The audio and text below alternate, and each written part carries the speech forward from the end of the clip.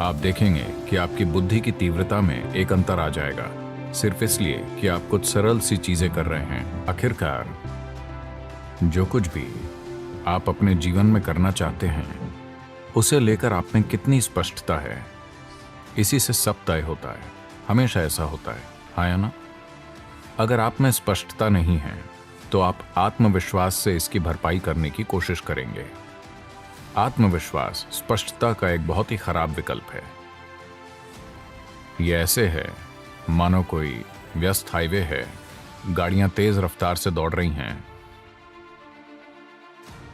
आपकी नजर साफ नहीं है पर आप में आत्मविश्वास है।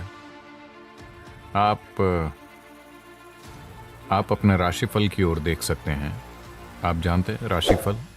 तो आप कह सकते हैं, मेरा राशिफल कहता है मैं 90 साल तक जीऊंगा, मुझे कुछ नहीं होने वाला। और आप शायद रास्ता क्रॉस कर लें, या किसी नारे के इस्तेमाल से आत्मविश्वास पैदा कर सकते हैं। आप जय श्री राम कह सकते हैं, आप अल्लाह अकबर कह सकते हैं, हेल मैरी, जो भी आप चाहें, जो भी आपकी मदद करता हो। जोर से नारा बोलिए और आगे बढ़ जाइए। यह काम कर सकता है संयोग से या किसी ड्राइवर की करुणा के कारण, लेकिन हर रोज अगर आप इसे आजमाते हैं तो हमें पता है कि आप कहां मिलेंगे। एक दिन शायद आप विश्वास के भरोसे पार चले जाएं। तो आत्मविश्वास स्पष्टता का विकल्प नहीं है। अगर आप कुछ भी सफलतापूर्वक करना चाहते हैं तो आप में स्पष्टता होनी चाहिए, है ना? अगर स्पष्टता लानी है तो सबसे महत्वपूर्ण चीज है आपकी रीढ़ को एक निश्चित अवस्था में होना चाहिए, क्योंकि आपका बोध बड़े पैमाने पर वहीं से तय होता है। देखिए, रीढ़ केवल एक भौतिक पदार्थ नहीं है, इसके द्वारा सूचनाएं भेजी जाती हैं। यह एक गहरा संचार नेटवर्क है। अगर आप इसे खो देते हैं या अगर ये असंवेदनशील हो जाती है तो आप नहीं जानते आप क्या खो रहे हैं। आप कुछ ऐसा खो रहे हैं जो अद्भुत है। तो ये सिर्फ शरीर का एक हिस्सा नहीं है, ये हमारे सिस्टम में होने वाले संचार का आधार है ना? मेरुदंड यानी रीढ़ अकेली वस्तु नहीं है, ये कई चीजों का जटिल मेल है। हर रोज इसे तानना जरूरी है। अगर ये खुद में घुस जाए तो रीढ़ की संचार क्षमता आमतौर पर खो जाती है।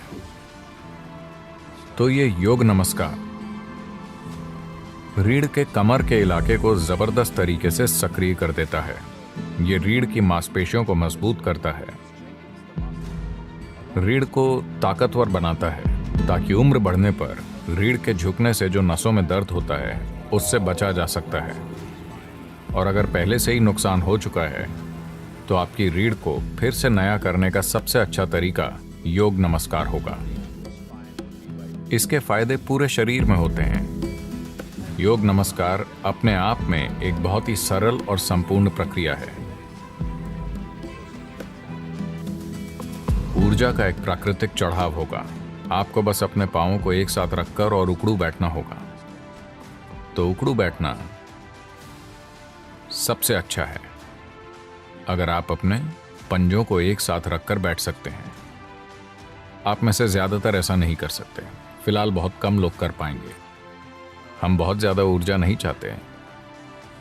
तो अगली सबसे अच्छी चीज है कि आप अपने पैरों को कंधों की सीध में रखें, उतनी ही दूरी पर जितनी आपके कंधों की चौड़ाई है। आप 21 बार कर सकते हैं। 21 करने के लिए एक अच्छी संख्या है।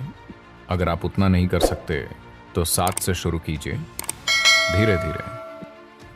हर 2 दिनों पर अगर आप 1 बढ़ाते हैं तो लगभग 40 दिनों में आप 21 पर पहुंच जाएंगे, जो एक अच्छी संख्या है। आप देखेंगे कि इससे आपकी काम करने की क्षमता में एक जबरदस्त अंतर आएगा।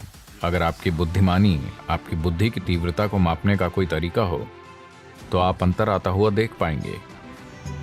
सिर्फ इसलिए कि आप रीढ़ को आराम देने और उसे सक्रिय करने के लिए कुछ आसान सी चीजें कर रहे हैं।